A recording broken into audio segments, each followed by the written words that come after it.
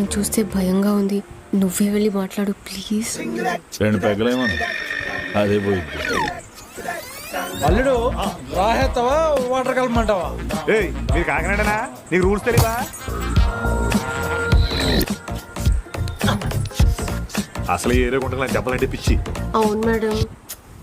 Silence. Elevations ఆపి characterisation గురించి చెప్పు.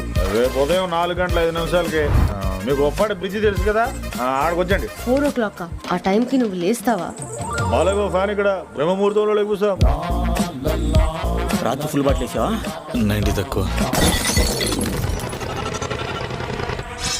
టైం ఏంటి మామ, నా మీద ఎలా కసకట్టేయండి?